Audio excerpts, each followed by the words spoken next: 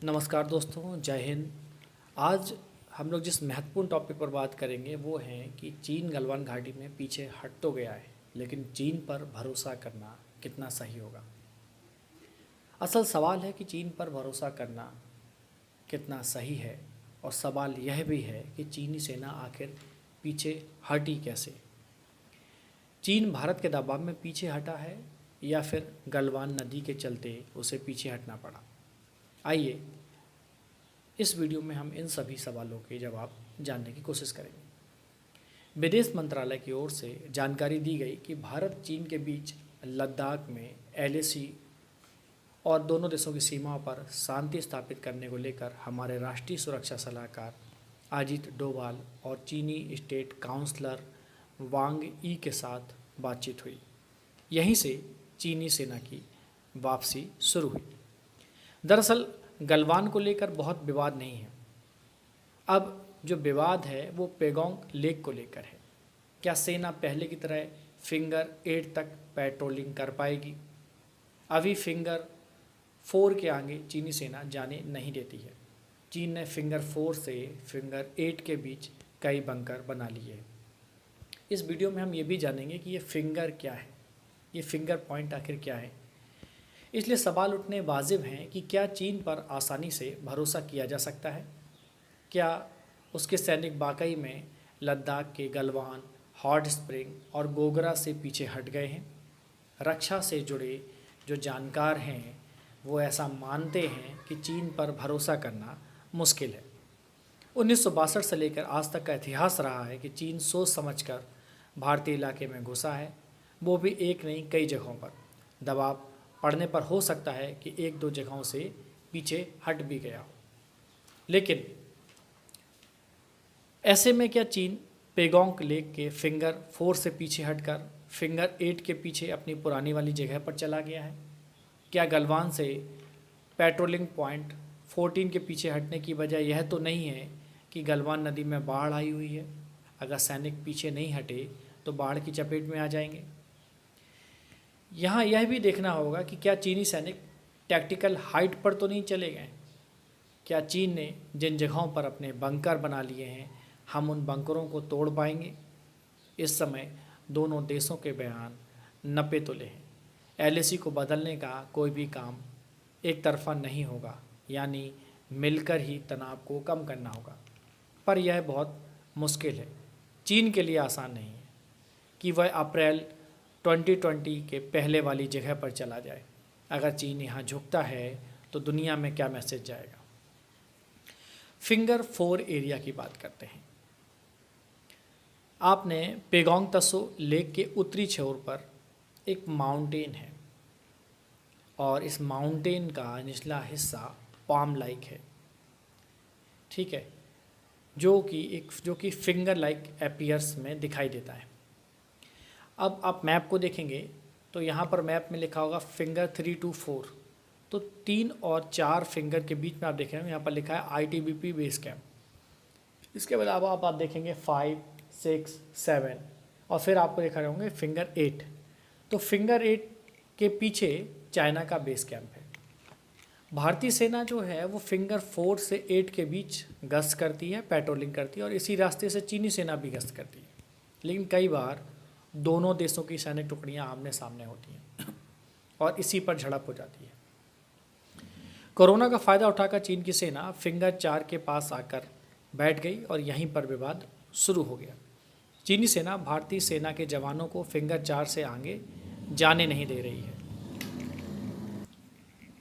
जबकि भारत की मांग है कि चीनी सेना वापस चली जाए, यानी कि फिंगर 4 के पास अभी भी दोनों देशों के बीच तनाव बना हुआ है। ये फिंगर्स क्या हैं?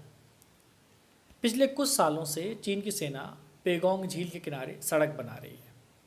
1999 में जब पाकिस्तान से कारगिल वॉर चल रहा था, उस समय चीन ने मौके का फ़ायदा उठाया और भारत की सीमा में झील के किनारे 5 किलोमीटर लंबी सड़क बना ली। इसी झील के उत्तरी किनारे पर कुछ बंजर पहाड़ियाँ हैं। इन्हें स्थानीय भाषा में छांग छेनमो कहते हैं। इन पहाड़ियों के उभरे हुए हिस्सों को ही भारतीय सेना फिंगर्स कहती है। तो यही फिंगर्स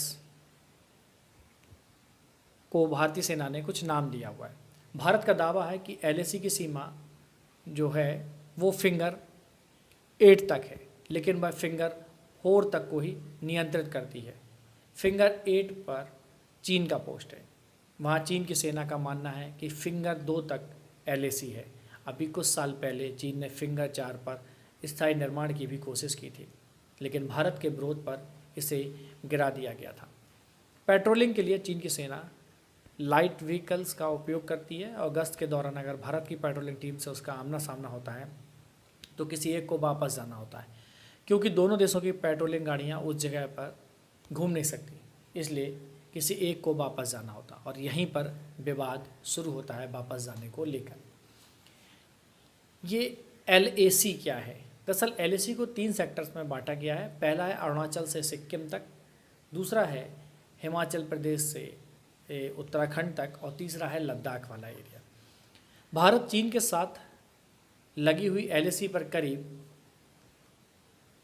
जो लगभग 3,500 किलोमीटर की है अपना दावा जताता है, जबकि चीन का कहना है कि यह LAC केवल 2,000 किलोमीटर तक ही है।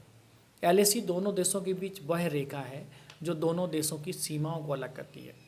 दोनों देशों की सेनाएं LAC पर अपने अपने हिस्से में गश्त करती हैं और पेगोंग झील पर इनमें अक्सर झड़प हो जाती है। झील का 45 किलोमीटर का पश्चिमी हिस्सा भारत के नियंत्रण में है और बाकी हिस्सा चीन के हिस्से में है।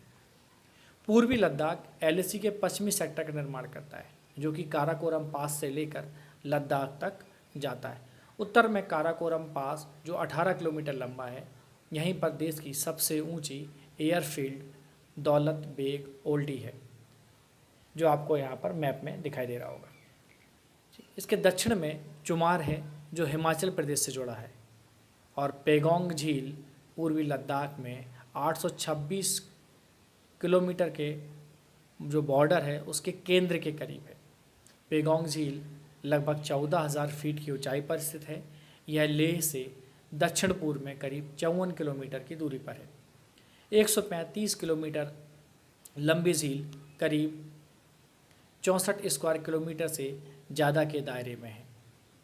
1962 की जंग में चीन ने इसी झील के रास्ते से हमला शुरू किया था। तो दोस्तों, इस प्रकार आपने LAC और फिंगर्स जो पॉइंट थे उनके महत्व को समझा होगा। तो इसलिए मैंने शुरू में ही आपसे बात की थी कि ऐसा आखिर क्या है गलवान घाटी में कि चीन इस पर अपना कब्जा करना चाहता है। तो इस पर भी हम एक वीडियो बनाएंगे और वहाँ पर आपको बताएंगे कि चीन गलवान घाटी को क्यों नियंत्रित करना चाहता है और चीन पर भरोसा करना कितना सही है, क्योंकि हम पहले भी कई बार चीन पर भरोसा कर चुके हैं और चीन ने हमें हमेशा धोखा ही दिया है। तो दोस्तों, अब भारत पहले जैसा भारत नहीं रहा। अब भारत एक सशक्त और विकासशील भारत है। भारत के पास भी टेक्नोलॉजिकल क्षमताएं हैं। तो अब भारत चीन को मुंह तोड़ जवाब देने में सक्षम है। तो फिर भी दोस्तों, सवाल अभी वहीं तक बना हुआ है कि चीन पर भरोसा करना कितना सही है। क्या चीन इस भरोसे को फिर नहीं तोड़ेगा? तो जय हिंद दोस्तों, थैंक यू।